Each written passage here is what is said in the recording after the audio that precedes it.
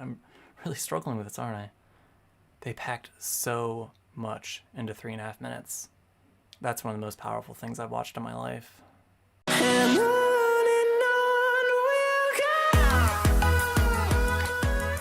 Hi there, Jeremy here from veganinteractions.com, and in the next few minutes I'm going to react as well as do a detailed analysis to the new viral sensation, Save Ralph. Now, I've only recently heard about this video, but it's amassed nearly 3 million views within the first week. So let's watch it and see what it's all about. If you want to jump straight to my thoughts on the video, as well as my detailed analysis, I'll put the timestamp in the description so you can jump straight to it. With that, let's watch Save Ralph together. Ready? We rolling? Okay, Ralph, can you mark it, please? Do you want me to click it now? Yep, go for it. Go on. Like that? Brilliant. Oh, it's like in the movies. Alrighty, so, my name's Ralph. I'm a rabbit, as you can see. I'm blind in my right eye, and, this ear. Can't hear nothing but ringing now.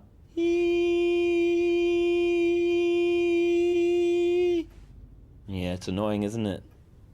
Yeah.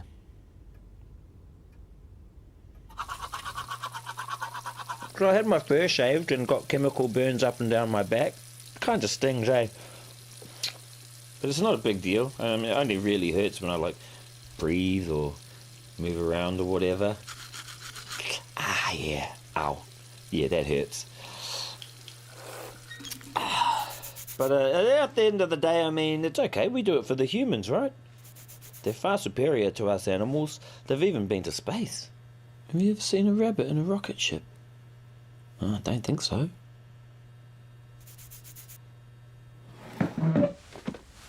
Point is, I'm not a space bunny. I'm a tester. My daddy was a tester, my mum, my brothers, my sisters, my kids, all testers. And they all died doing their job. Like I will. That's okay. Testing is what we were born to do. It makes us rabbits happy.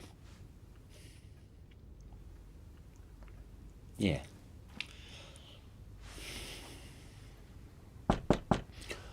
Oh, gotta get to work.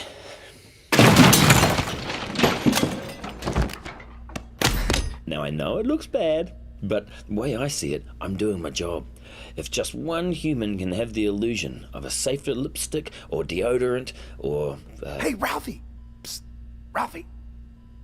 What's with the camera crew, bro? They're just following me around, making a documentary or something. Can you ask them to get us out of here? Yeah, what will we see? Come on, Ralphie, just ask them to really get us out of scared. here. Tell my mom I don't my want to number. die, man. Okay, Ralphie! Okay, I hear you. You can edit that out, right? Oh, here we go. Hey, don't touch it! Ow, shit!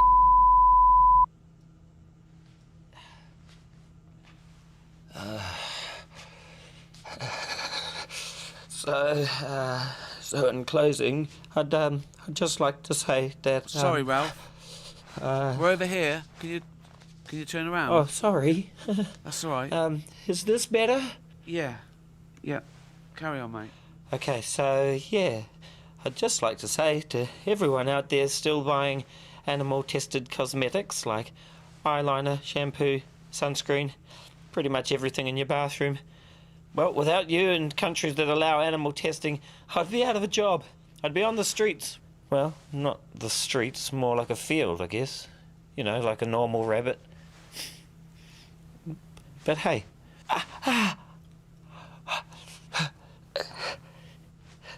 It's all good.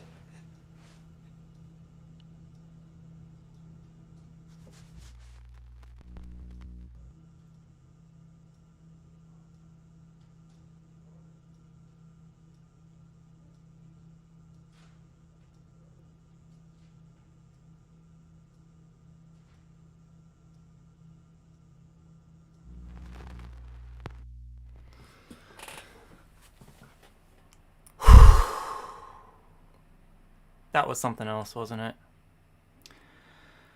For those of you who that was your first time watching this, yeah, you may like to just take a minute to process it before I kind of go into sharing my thoughts on it. Yeah, I don't know about for you, but for me, that was one of the most powerful animal-centric videos that's been put out in recent history.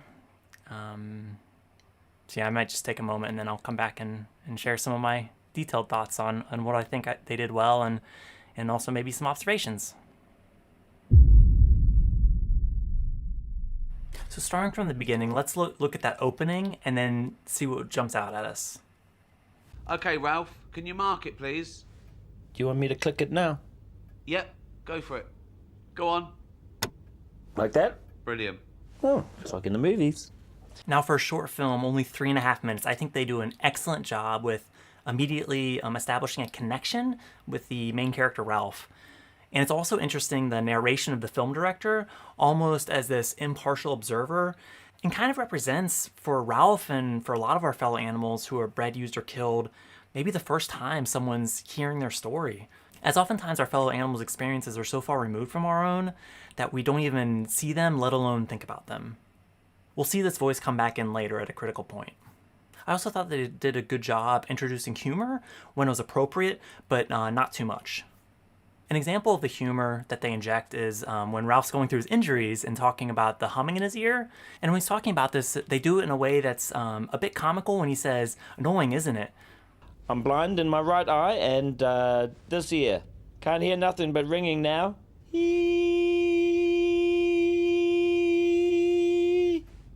Yeah, it's annoying, isn't it? Yeah. Which I think is a really creative way to invite the viewer to ponder a serious moral topic. Now the next bit to me was key because I'm so glad that they struck at really the heart of the matter, which is human supremacy. But at the end of the day, I mean, it's okay. We do it for the humans, right? They're far superior to us animals. They've even been to space. Have you ever seen a rabbit in a rocket ship? Oh, I don't think so. And I think they do this in a super clever way because they basically present the same arguments that animal advocates often hear. You know, basically saying that humans are superior, and then they give the example of, you know, rabbits haven't been into space, so surely humans are superior to rabbits. And whether it's going into space or any human-centric ability, does that really impact on our moral value? So I think the video creators did a great job to broach this subject in a very digestible and approachable way, while still helping to dismantle it at the same time. In the next scene where Ralph's eating breakfast, I think that's also a critical point to me too, because he starts talking about his family members and how they were all testers, which I think is a clever way to talk about the breeding side of things, which I'll share some more thoughts on that later on. My daddy was a tester, my mum, my brothers, my sisters, my kids, all testers, and they all died doing their job. Like I will. That's okay. Testing is what we were born to do.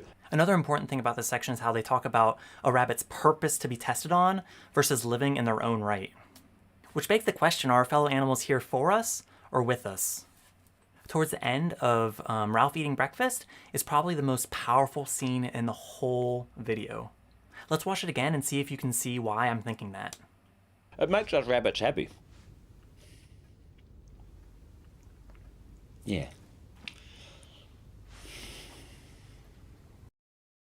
Did you see it this time? I'll confess, I didn't see it the first time I watched it, but you can actually see a tear rolling down Ralph's cheek.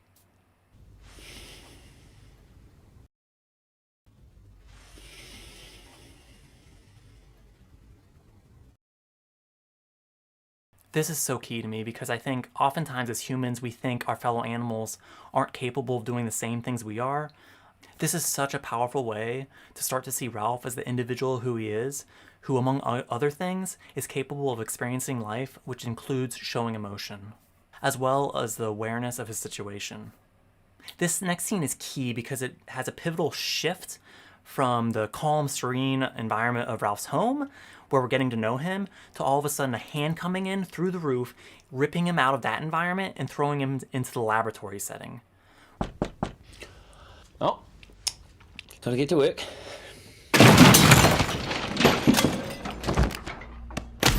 I thought this was another example of the super creative nature of this piece because it really invites the watcher to consider things from the victim's perspective, which I think is a crucial piece of taking the message of animal rights seriously. Because it's not about us, it's about them. I just think this is so clever because I think what we're experiencing watching this and that confusion of what's happening now is probably very similar to the confusion and the fear and anxiety that our fellow animals like Ralph experience when they're in a similar situation in a laboratory or otherwise.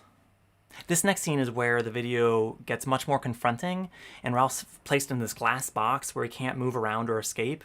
It's also significant because for the first time, this focus on the individual, which I think is so powerful, for a moment we take a step back and look at all the other unique individuals who are also impacted by animal testing and animal use in general. Psst, Ralphie. What's with the camera crew, bro? They're just following me around. We also get to hear what some of our fellow animals who are in this situation may be thinking or saying. Making a documentary or something. Can you ask him to get us out of here? Yeah, what will we see? Come on, Please. Ralphie, just ask him to get us out of here. I don't want to number. die, man. Okay, got it. Ralphie! Which again is, I think, what makes this such a powerful piece because we're really invited to consider things from the victim's perspective. Towards the end of this clip, it's interesting how Ralph says, "You can edit this out, right?" Ralphie! Okay, I hear you. You can edit that out, right? Which I think is a subtle yet thought-provoking way to think that, in a way, we edit out what our fellow animals might be thinking in these situations. I also really like here how the creators present one of the common defenses to so-called animal testing by saying as long as it makes humans feel a little bit safer about their cosmetics, it's worth it, which is obviously ridiculous. If just one human can have the illusion of a safer lipstick or deodorant. And for the viewers, if they haven't been moved up until this point, if the closing scene didn't invite them to take this matter more seriously, it's likely nothing would. I thought this scene was really compelling because it shows that it's not just the so-called testing that's traumatic, it's also the aftermath and every moment of their lives. This is portrayed through the video where Ralph doesn't know which way the camera is because he's completely lost his vision. You can also see the raw flesh on his back, which really helps to underscore the severity of the situation. So in closing, I'd just like to say that. Sorry, Ralph. We're over here. Can you turn around? Oh, sorry. That's all right. Is this better? Yeah. Carry on, mate. Taking a bit of a step back, I just think it's so crucial that this video came out because I think the animal movement has largely forgot about the breeding, use, and killing that happens through so-called animal testing. Okay, so yeah, I'd just like to say to everyone out there still buying animal-tested cosmetics like eyeliner, shampoo, sunscreen, pretty much everything in your bathroom. Now the focus here was a bit more narrow towards cosmetics, because obviously the so-called testing happens for a whole lot of other purposes. Well, without you and countries that allow animal testing, I'd be out of a job. I also think this bit's a bit challenging because I think there's some, not necessarily the video itself, but I think there's a potential for people to extrapolate this in a way that is quite racist, saying this country tests whereas this country doesn't. When the reality is, these companies who do this testing are choosing to market to those countries. If they're really ethical and opposed to animal testing, they wouldn't do it. They do it because they want the business, not because some country's making them.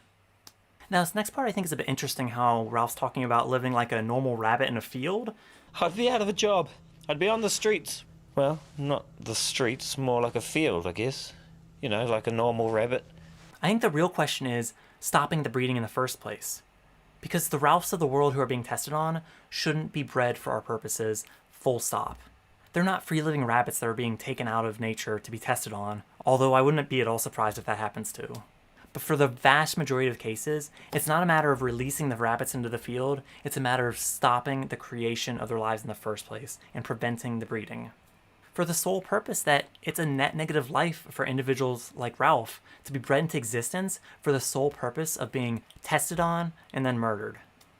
There's also several moments throughout this entire video, but especially closing scenes, where Ralph's trying to present this good face and saying, you know, it's all good, when it's really not, because you can see his micro expressions and every once in a while he winces in pain, which I don't know if the creators were trying to do this, but I like to think of this as Ralph embodying almost like the internal moral questions that we ask ourselves, where we're trying to say it's all good, where there's this little wincing and we can't help but thinking about the fellow animals who for them, it's not all good. But hey,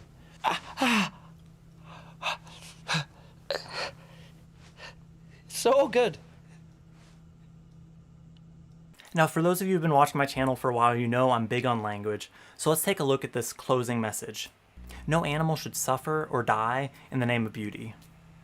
Now, the one thing I think this message has going for it is it's clear and hopefully easy to interpret. The question I would ask is, what is the range of potential interpretations? Because I like to think about what's the worst case scenario that a non-vegan might think of in trying to limit the risk of them misinterpreting our message. For instance, what's this about suffering? To me, that's an animal welfare claim because it doesn't matter how much they suffer. The fact is that it's wrong to breed, use, or kill them in the first place. So even if you remove the suffering, it's still wrong. Now, as animal advocates, we might say, of course it's suffering, it's all suffering. However, do non-vegans think this? Plus, from an animal welfare perspective, we have animal groups as well as the businesses themselves selling these high welfare type alternatives. We've all heard it before.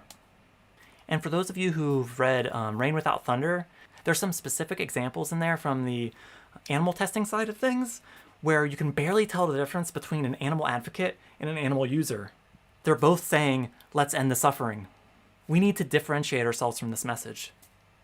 Now, as far as death, I do think this is a key message. However, I think we should only really talk about the right to life and the killing or murder when it comes to free living beings.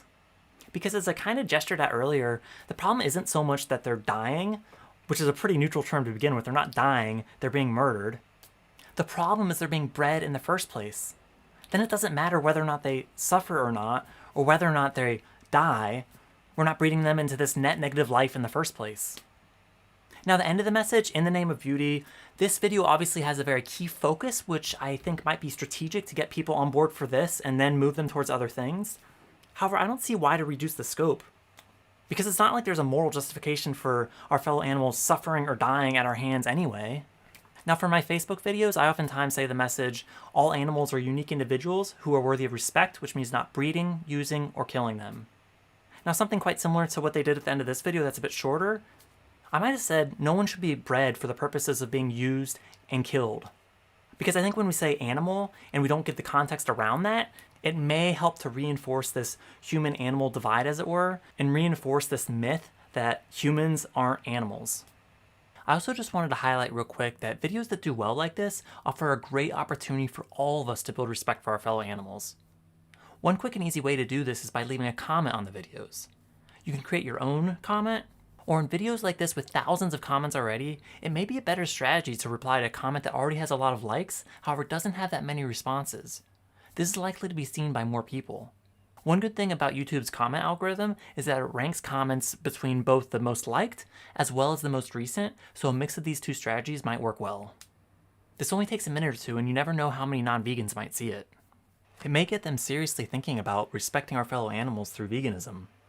Now, for more ideas for animal advocates to respond to people who support animal testing, I encourage you to check out my discussion guide, which I've just added a new section to, specifically to address this point. And I also list some of the stats as well as some alternatives to testing on our fellow animals, such as using human cadavers, as well as computer modeling and 3D printing. Ending experiments on animals isn't rocket science, it's just good science. We'll all benefit from that. So I hope I did a fair job of capturing the key elements of this video, but I'm really curious to hear what you thought of it. So please let me know in the comments what you thought of Save Ralph. And I would encourage all animal advocates to save this on a YouTube playlist so that anytime a non-vegan comes to you promoting animal testing, you can share this video with them. As always, thanks for all the liking, commenting, subscribing, and especially sharing this link with a fellow animal advocate or someone who's vegan curious, because that's really the only way these videos are going to get out there.